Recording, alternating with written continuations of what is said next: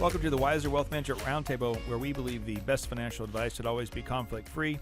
I'm your host, Casey Smith, guiding you to financial freedom, or my co-hosts, Brad Lyons and Matthews Barnett. Hey, guys. Hi, Casey. How's it going? Going great. Today's topic is avoiding carrying debt in retirement. This is part of our series where we talk about the 5 steps to financial success in retirement. This is step number 4. You can listen to our prior podcast to cover the other topics: managing cash flow, building and maintaining cash reserves in retirement. Last week was maintaining investment discipline, which is one of my favorite topics, behavioral finance. Step number 4 is really, I think, probably the second most important step. The first one I definitely believe is investment behavior, but not having debt in retirement. Sometimes people go, I knew this was right, but my advisor never would tell me that, because, you know, most firms are built to have incentive for you to keep investing with them, not pull money out to eliminate debt, right? Our firm is built very differently in that respect. But the whole debt thing, Dave Ramsey does it best. You know, you can listen to his radio show, which is the same show every single week, just different people call in. I didn't listen to the show for like 5 years, and I tuned in, and it was like, hey, I won $1 million. Do you think I should pay off my mortgage? You know, it's like, this is the same show from 5 years ago. But the whole purpose here, and think of it this way: retirement is all about cash flow. I mean, rates of return are important. All those things help add to cash flow, but retirement is all about cash flow. You're no longer getting a paycheck. You're getting income from various sources, and that income has to exceed your expenses, right? That makes sense. Got to have a clean balance sheet or a clean P&L, right? So now on the balance sheet side is the carrying debt. If I don't have a $2,200 mortgage, then your cash flow need would be less, or your fund goes up, right? That's something that a lot of people, when they come to us, some of them we don't have to fight them. They're willing into the no debt lifestyle, and then others we have to show them the math behind it. And so we'll talk a little bit about that today. But if we look at where we are, where most people are, 5 years prior to retirement, a lot of people come to us in their 50s, 5, 10, 15 years prior to retirement. Adding more money to your 401k, adding more money to your investment account may not be in your best interest. It could be that eliminating that mortgage, or certainly the bad debt, right? Matthews, you and I talk to clients all the time about eliminating bad debt. So Amex at 25% interest. See, a lot of Amexes like that, obviously, a lot of credit cards. And then there's some that are still considered, not great debt, but some are unavoidable. With the environment we have right now, we see a lot of people with student loan debt. It's something that a lot of times has lower interest rates than the 20% or high credit cards, but it is something that needs to be paid down. So we always want to be debt-free when it comes to crazy interest rates, for sure. Even people that have the 0% cards because they transferred something into it, we want that to go away. We don't want to owe the credit card money. The trick to being wealthy is that other people aren't making money off of you, right? Your wealth is generating income and growing for you. We don't want to make Amex rich. The next part is cars, our vehicles. We're seeing a lot of 0% interest rates too, where people say, well, why would I not take that great deal and pay that over 7 years or so? So again, we're talking to the masses, not to a specific person, but I'd say no, you want to be paying cash for the vehicles, or you want them paid off in a very timely fashion. So if you're preparing for retirement, you would have the car, no car note, no vehicle note, and then you're saving into a savings account for that next purchase, right? And then the big one's the home. A lot of people come to us that have homes paid off already, but we also have a fair share that have balances left, sometimes small, sometimes large. It's really simple. If you're 55, you want to retire at 65, you just figure out how much extra payment do I need to make in order to eliminate that mortgage by the time I'm 65. And if you refied, making sure that it's paid off too, because a lot of people obviously were doing refis when the interest rates got so low over last year. Yeah. Well, the interest rate reduction is so seductive to people. They just kind of get drawn into this idea that, oh my God, a 30-year mortgage at 2%. I mean, that's unheard of. I mean, I've got to participate. I can take money out, and I'll just pay it off over the rest of my life. I've always had a mortgage. I don't know the difference of not having a mortgage. So it becomes a psychological barrier almost to people who want to get debt-free, but they just aren't sure how to do it because it's just not something that they're accustomed to doing. And this is where we have to try and break the cycle of being in debt. Now, debt is an interesting thing because at different stations in life, debt is okay. The proper use of debt is really leverage. And when we're young and we buy our first home or buy that home that we're going to raise our children in and live for a substantial amount of time, we put down a small amount of money and leverage that through the use of a mortgage and buy a home that we otherwise couldn't, because we wouldn't have enough money at that station in life quite often. So we pay it off over a period of time. But then what happens is, interest rates have gone down. People want to leverage the money that's equity in their home. They take it out, they spend it, or they buy a car. They buy quite often what would be considered a diminishing asset, which is never appropriate, but we see it all the time. So we want to distinguish the difference between the proper use of debt, which we'll use the term leverage, as to buy a home to live in, to pay down and pay off eventually, and establish our homestead, versus credit card debt, personal loans, home equity lines of credit, and all these other things. Well, if you're younger and we've seen such a big jump in home values, to tap into that equity to then add on to the house or do major repairs to the house, that's fine, because it's all related to that house. Right. What I see sometimes is, well, I'm going to refi my house out, and then I'm going to pay off all these high interest credit cards, which would be $50,000 to $80,000 sometimes. You get one of those. You get one reset, because very often you're taking the cash out to the max of the house, and then you have a situation where you get back into credit card debt. If you haven't changed your behavior, you get back into credit card debt. Now you have new credit card debt, and you have a bigger mortgage, and now you're in a worse position. And we can justify anything in our mind as we stand there and then go, well, I just have to do this.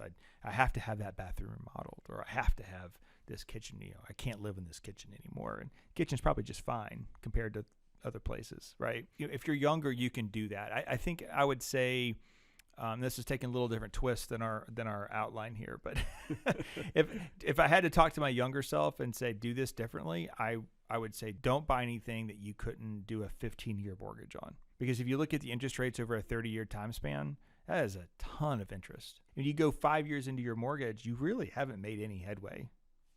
And I think if people looked at that, they'd probably think about it differently. It's just easy to look at the monthly payment being lower and say, that's what I want to do. I can afford this monthly payment. That's what I want to do. Or if you're in a position where maybe your income is fluctuating, or you're concerned about jobs in the future, you do a 30, but then you pay it like a 15. That's always an option. I would have needed a 15 to go, I got to cover this going forward. So my recommendation to anyone here is listening that's thinking about a mortgage, I wouldn't do anything more than a 15. We saw someone recently, I think 1.99% on a 15-year mortgage. When you look at that amortization schedule, it's very little interest. I mean, it's quite exciting, actually. You go, oh my gosh, in 5 years, they're going to have a lot paid off or paid down on that mortgage. Assuming there's a job and you qualify, you can always refi out if you had to for some reason. But the whole point is you're using the mortgage to buy a large asset, but you're getting it paid off in a timely fashion. And then if it goes up in value, that's even better. That's even more equity. So now when you outgrow that house, you have a lot of down payment to get to the next house in. Where if you're just doing the 30, you're really just counting on the increase in and the appreciation of the home. Right. And that what we see a lot of too with older retirees is that they were counting on that appreciation to buy their downsize on their new home. Unfortunately, with the increase in value, so-called downsizing might be a smaller bedroom or so, or less bedrooms, less yard work to keep up with. But a lot of times it's a lateral move and the house costs the same value. So you got to make sure that you're able to do that without going into mortgage on the new transaction. If you have a $400,000 or $500,000 house and you want to downsize, you're still spending $400,000 to $500,000 in these 55 plus communities. You just don't have to do the yard or anything like that anymore. Right. I often tell our clients who say downsize. So you can downsize, you can reduce your workload, but you're not going to reduce the amount of money. Don't think that you're selling your $500,000 home to buy a $200,000 house. That doesn't happen. In fact, I don't think there is a $200,000 house that I'm aware of inside Cobb County right now. Most likely not. I mean, maybe a townhome. And if there is, it's getting snatched up pretty quick. It may just be for the property. Most townhomes now are at least $400,000. So I mean, they're going at least for that. So yeah, you have to take all that into account. But no matter where you are in your mortgage, look at, say, okay, at 65, I got to have this to zero. This is how much extra. So very often I would tell people we're going to eliminate that before we send anything extra to retirement, which kind of is a good segue into our planning checklist. So when we sit down with someone, it's really just I used to call them buckets. So just four steps, 4 check marks. First thing you're going to look at is always debt. What's our current debt load? Do we have bad debt? Sometimes I sit down and say, look, I know things are tight for you, but you carry $4,500 a month in debt payments. If those debt payments weren't there, you'd be doing just fine, right? And then it goes to the other extreme. You think that if you made $2 million a year, you'd have no problems. We see this all the time, Brad, right? We do. $2 million a year in income, and they just have bigger payments. It's easier to get access to the debt. Exactly. The debt is structured very differently and much more favorable. I will say that. But yeah, you're looking at 3 or 4 properties, nice properties, fully leveraged, and it's costing you $30,000-$40,000 a month in mortgages. It's all relative, I guess, and it shouldn't be. It shouldn't be. You should be smart enough to know. If you're smart enough to make $2 million a year, you think you'd be smart enough to handle the money, but that's not always the case. Yeah. After we've looked at debt and we have a debt elimination plan, which Matthews, you have a great spreadsheet you work with people on, showing them how to get out of debt step by step.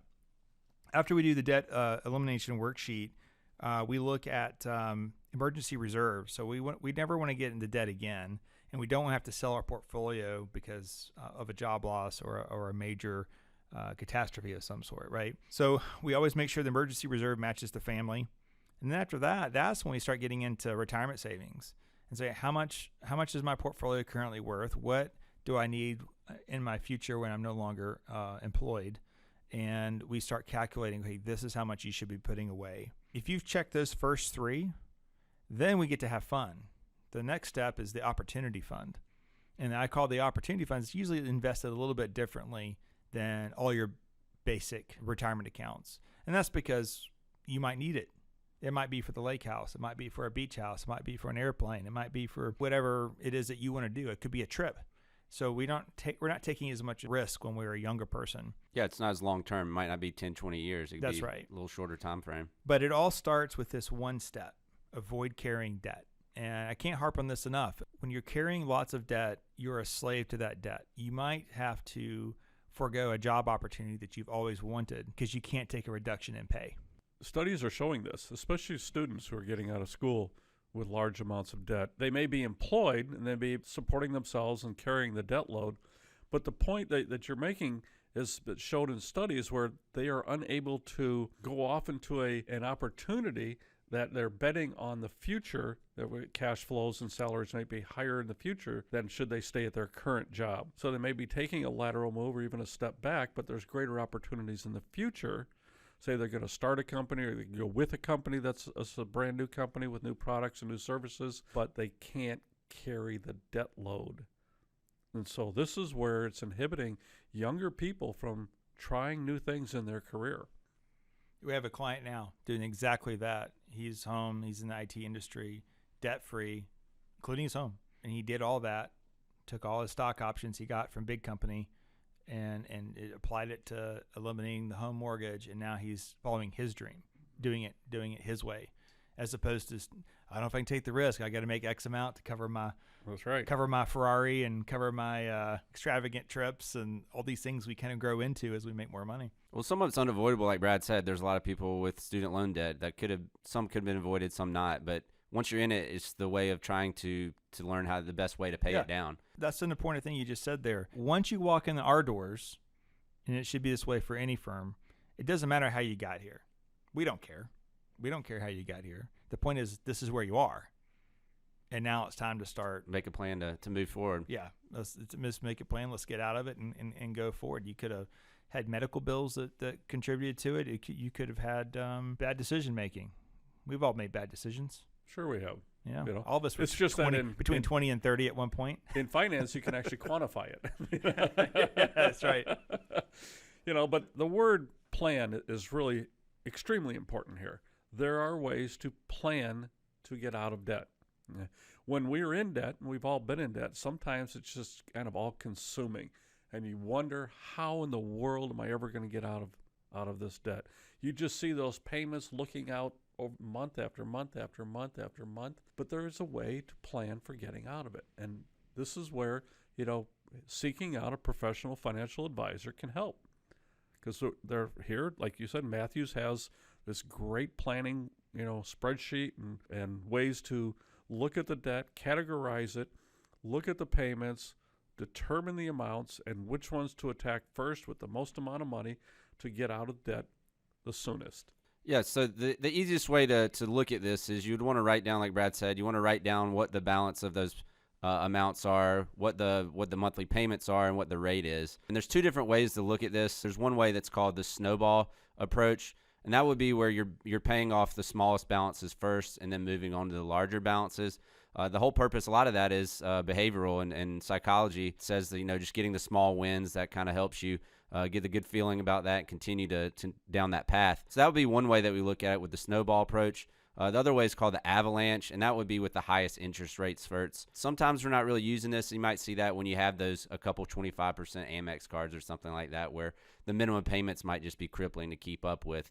But usually we're trying to get the small wins and look at the snowball approach and just continue to pay down each payment up until we have almost everything paid off except for the mortgage. And then that's when we really structure a plan to have an aggressive strategy to pay down the mortgage for retirement. And then there's the custom, we had a client recently that wanted to pay off the house first and had good reason to do that. So it really comes down to the most important thing is you have a plan and then you execute. Yeah, everybody's circumstances can be different, but the same thing is, like you said, the plan and having a process to go through that and start attacking to pay everything down. So the fact that we even have a podcast about eliminating debt is rare because most of our peers in this industry tell you what? To accumulate money as much as possible. Yes. Yes. And I've seen time and time again here at our firm where we recommend to somebody, because it's in their best interest, to take this cash, take it out of your account, and pay off that debt. Okay? Time and time again. Because it's all relative. This is to your point, Casey, that it's about cash flow in retirement. So the amount you have in your retirement account producing those cash flows fluctuates with the amount of cash flow that's required to meet the needs of the individual. So if you're carrying debt, that absolutely positively increases the amount you need to have in your account to carry the debt load. If you don't have the debt load, you don't need as much. So although on paper you may not see as much in your account value, it's okay because you may not need as much because you're not carrying the debt. It's all about the cash flow. As I've said time and time again, when you pay off debt, it's like getting a tax-free raise in your checking account every month. Absolutely. A lot of times, and going back to it's all about cash flow, a lot of times advisors tell their clients, you can get a 30-year, let's say at 2.5% right now. I can make you more than 2.5%. But they're looking at it wrong.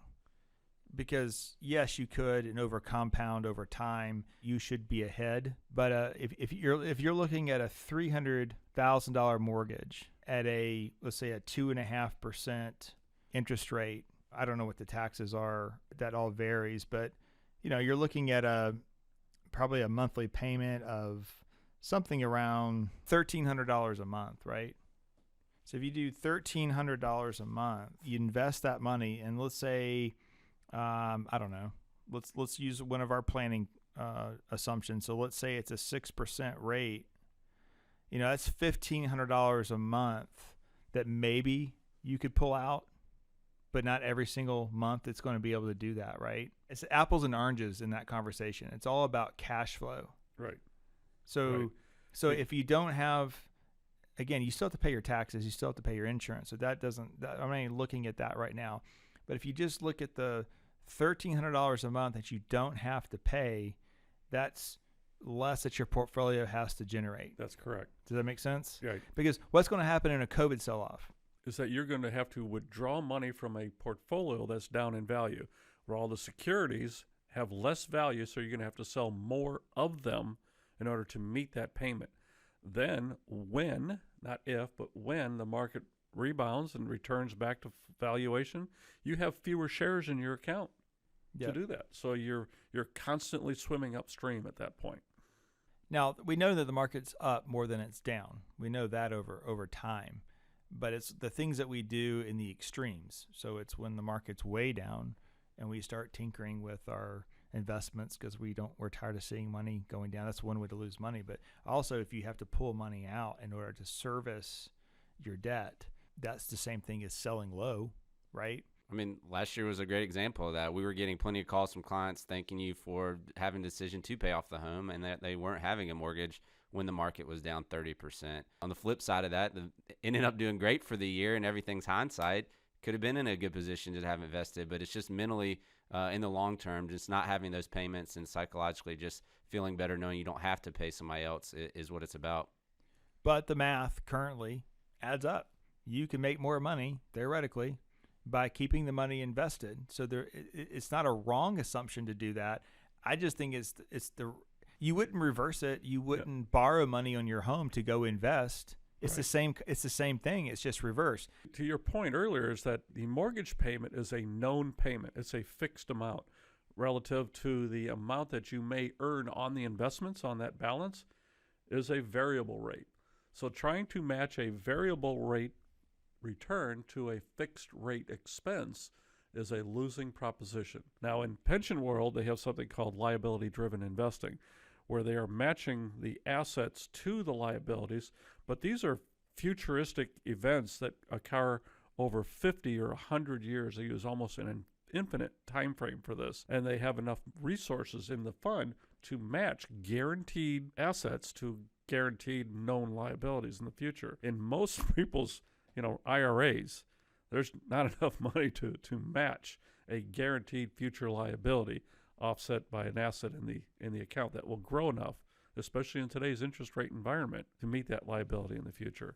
To help people who are listening, write down all the debts, list them in order, just like Matthew said, smallest to largest, write out the minimum payment.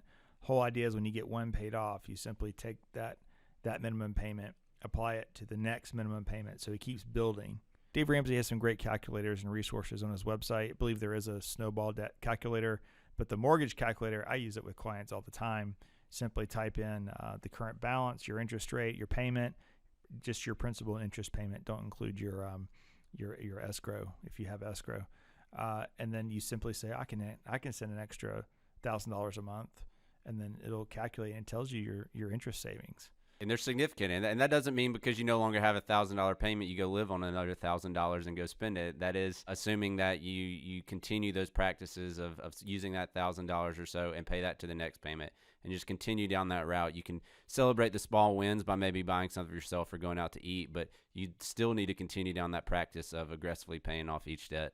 Dave has a good saying: "Live like no one else today, so you can live like no one else tomorrow." And I think that's so true in this world that we're in now. And I know it varies by region a little bit, but in Atlanta, I know that we tend to be a little more flashy with the type of cars that we drive, and maybe the homes that we have that we've maybe sometimes stretched too far for. But the reality is that those aren't the people that are coming to this firm because they don't have any extra money. They don't have any investments, right? We've seen it. It all goes to payments. They have large homes that have empty rooms, and if they lose a paycheck, they probably can't make that payment. Well, that's not the lifestyle that we need to be chasing. I tell my children all the time. I say, you're going to meet rich people and you're going to meet wealthy people, and wealth is always hidden. So the wealthy person could be the person driving in the beat up Hyundai with overalls with snuff on the side of his mouth, because that's a real person who walked into this office many years ago. Millionaire next door. The millionaire next door. That's right. And he had more liquidity than a lot of people driving up in coats and ties and cars of the same age. While other people, the rich people, they're the ones that have high incomes, but they aren't putting money away anywhere.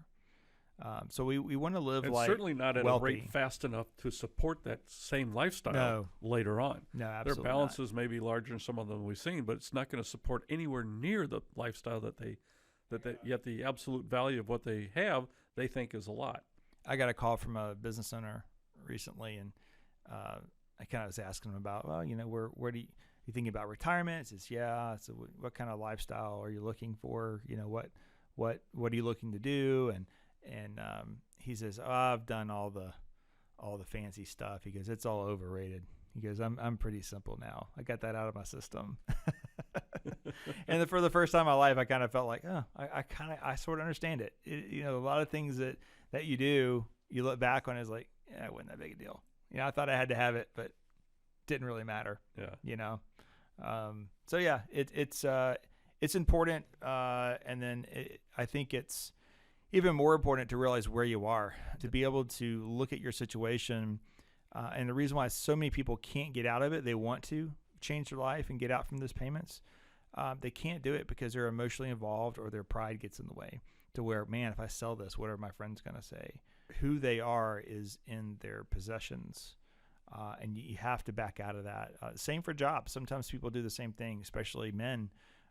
Who we are is related to our job and what we do and our worth and importance. And that's not where we need to find our direction. No, I think people give up too. They just get paralyzed by it, get kind of crippled, and just say, well, it is what it is. I can't do anything about it. And then that's kind of when you need to reevaluate, step back and make a plan to move forward. Just go ahead and tackle it so you can get in a better place.